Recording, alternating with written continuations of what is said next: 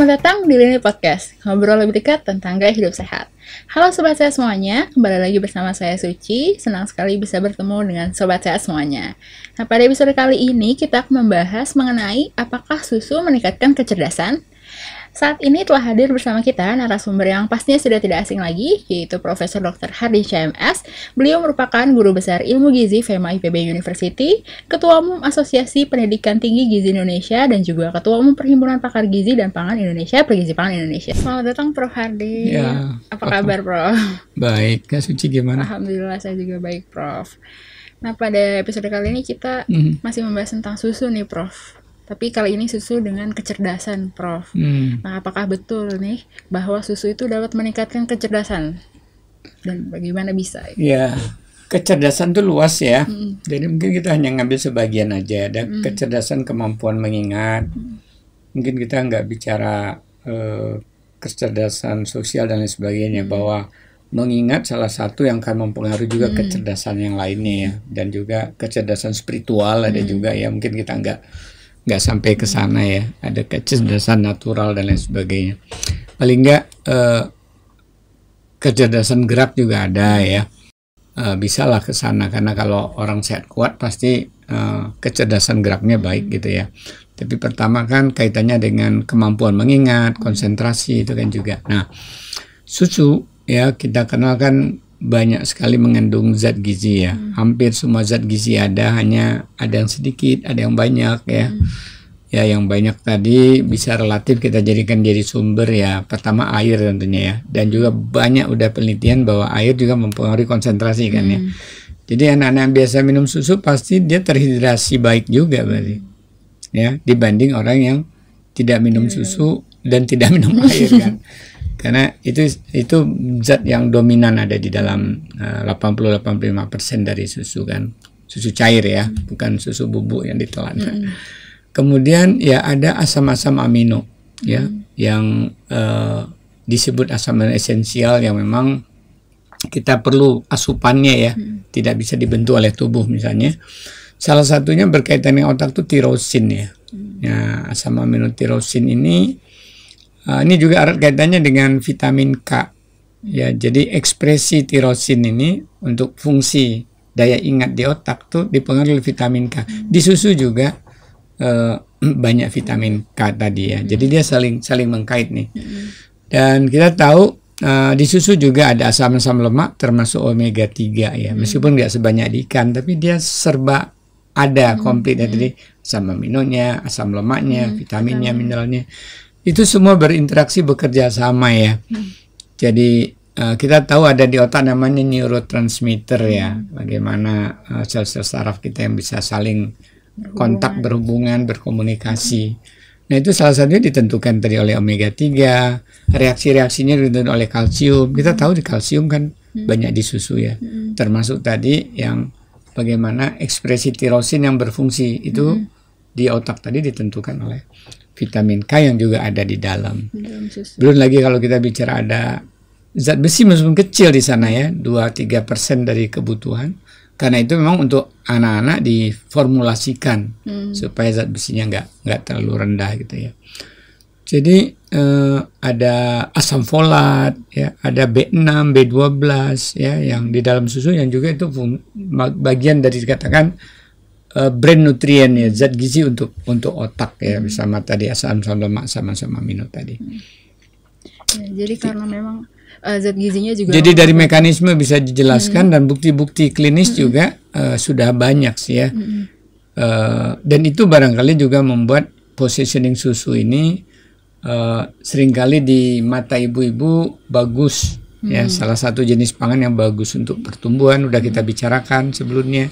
Nah, ini untuk tadi cognitive function, fungsi kognisi ya. Dalam arti tadi merekam, mengingat, mengeluarkan pesan lagi. Salah satu orang dibilang cerdas itu kalau dia mampu menyampaikan apa yang dia ingat ya. Kemudian mampu menganalisis ya. Ada kasih problem bisa memberikan solusi. Di samping tadi kalau ada bola bisa dia tangkap. Nah ini kan kecerdasan gerak kasar ya. Bisa juga kecerdasan gerak halus ya. Bagaimana melukis, menggambar, menghias gitu kan. Jadi pasti itu di semua central processing unitnya kan dipengaruhi oleh otak ini kan. Dan susu zat gizinya lengkap ya Prof untuk Apalagi ada juga zat susu yang memang ditambah lagi, diperkaya lagi, ada yang diperkaya lagi omega 3, ada diperkaya lagi zat besi, iya, dan lain-lain. Ya baik. Jadi alasannya memang karena susu ini zat mengandung gizinya berbagai zat gizi yang memang punya fungsi untuk meningkatkan fungsi otak tadi sebagai kemampuan mengingat. ya. Nah Prof, selain itu nih Prof, di pasaran ini kan banyak jenis susu Di ya Prof. pasar. Ya di pasar. Di pasar ini banyak jenis susu ya Prof. Ada yang dari harganya mahal hingga murah nih Prof. Apa sih Prof perbedaannya? Maksudnya adakah pengaruh kecerdasannya juga? Jika Ya mahal tidaknya kan sangat tergantung pada isinya sama kemasannya ya. Kemudian siapa yang menjualnya kan. Jadi kalau isinya sebenarnya kita bisa, ibu yang cerdas bisa membandingkan label ya. Label itu kan ada persen ALG, acuan label gizi, atau persen pemenuhan kebutuhan gizinya. Tapi hati-hati juga melihat satu servingnya. Ada yang satu serving itu 200 mili, ada yang satu serving 120 mili. Itu kan nggak comparable nanti ya. Pasti rendah yang 120 mili. Jadi dengan membandingkan pada jumlah serving yang sama, dilihat aja apa nih kelebihan-kelebihan. Ini nggak yang dibutuhkan anak saya. Kalau nggak ngerti, konsul aja ke nutritionist sama dietitian nih. Kita juga siap dikonsul gitu ya. Boleh Prof. Jadi untuk ibu-ibu di rumah sana juga harus cermat ya Prof. Ya itu satu ya. Yang itu kan tadi ada faktor isi, ada faktor kemasan, ada faktor yang jual kan. Kalau yang jualnya selebriti lain lagi. Tergantung mereknya juga ya Prof. Iya.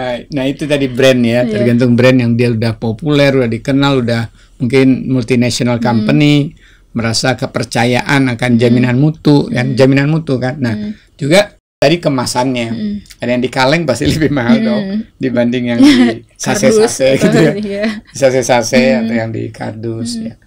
Yap, awalnya sih basisnya saya harapkan ibu-ibu ya lihat labelnya dulu lah, budayakan lah. Penelitian akhir-akhir ini saya lihat 2021 di China selama 1 tahun pandemi 70% warga perkotaannya itu baca label sebelum membeli makanan, membeli makanan.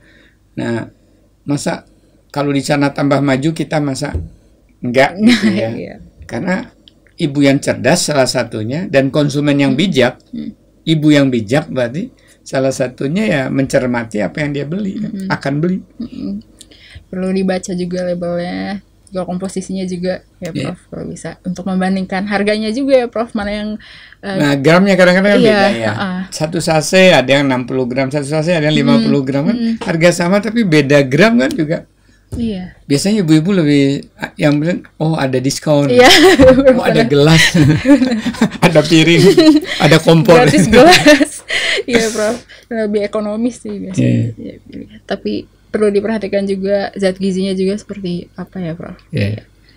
Nah Prof, apakah cukup Prof hanya mengonsumsi susu anak menjadi cerdas Prof? Apakah ada zat gizi lainnya atau stimulus zat gizi yang saya sebutkan tadi juga nggak mungkin 100% itu bisa semuanya terpenuhi dari hanya segelas susu gitu ya. Karena itu memang dianjurkan dalam konsep gizi seimbang, balance diet kalau dipromosikan oleh FAO, WHO dulu ya, Lembaga Kesehatan Dunia dan Lembaga Pertanian Dunia. Balance dalam arti seimbang, pertama antar kelompok makanan, ada makanan pokok, ada lauk pauk, ada sayur, ada buah, ada minuman, termasuk susu juga di dalamnya. Seimbang dalam arti apa yang kita butuhkan untuk tubuh kita, apa yang dan juga dengan yang kita makan gitu kan. Jadi untuk memenuhi kebutuhan tadi. Nah, itu memang ilmunya jelimet ya, tapi bisa kok itu dipelajari dan juga dikonsultasikan, ditanya ke teman-teman nutritionist, dietitian itu. Jadi perlu juga mengonsumsi gizi yang seimbang juga Prof ya, selain hanya susu aja gitu. Ya, jadi artinya satu jenis makanan, kecuali ASI untuk di bawah 6 bulan ya. Kalau kita setelah usia 6 bulan, makanan satu jenis makanan itu baru satu sumber untuk mensuplai ya. Memang pangan itu ada yang keunggulan-keunggulannya, ada kekurangan, maka kita perlu jenis makanan yang lain. untuk memenuhi dan melengkapinya kebutuhan kita ya, Prof. Nah, baik Prof, terakhir nih ada pesan kepada sobat sehat semuanya terkait topik kali ini, Prof. Ya, terima kasih Kak Suci ya. Kalau ditanya saya apakah susu bisa meningkatkan kecerdasan, ya kalau kita perhatikan zat-zat gizi yang ada di dalam susu ya, ada berbagai asam lemak esensial, ada berbagai asam amino esensial, berbagai vitamin mineral yang masuk dalam kategori brain nutrient, zat-zat gizi untuk meningkatkan kemampuan otak kita, kognitif, fungsi kognitif dan daya ingat ya memang termasuk juga ada laktosa, subkarbohidrat juga yang bisa digunakan untuk tubuh bisa berenergi. Tapi tentunya tergantung jumlah yang dikonsumsi ya. Kalau jumlahnya hanya 1 sendok satu hari ya mungkin nggak akan berefek ya. Tapi kalau itu 1 gelas satu hari paling tidak, kemudian itu dibiasakan disertai dengan konsep makan dengan beragam makanan atau gizi seimbang, kita bilang isi piringku di Indonesia ya, pasti tujuan-tujuan untuk mengoptimalkan kecerdasan tadi bisa dicapai. Ya. Baik Prof Hardin, terima kasih atas diskusinya hari ini Prof. Teman sehat juga bisa untuk mempraktekkan ya Prof, untuk konsumsi susu minimal 1 kali gitu satu hari untuk meningkatkan kecerdasan juga gitu. Nah baik, jangan lupa juga untuk komen di bawah terkait topik yang teman sehat ingin kita diskusikan gitu ya Prof di Lini Podcast selanjutnya. Ya, kalau ada topik yang menarik yang diusulkan kita jawab nanti ya. Baik, sampai jumpa di episode selanjutnya.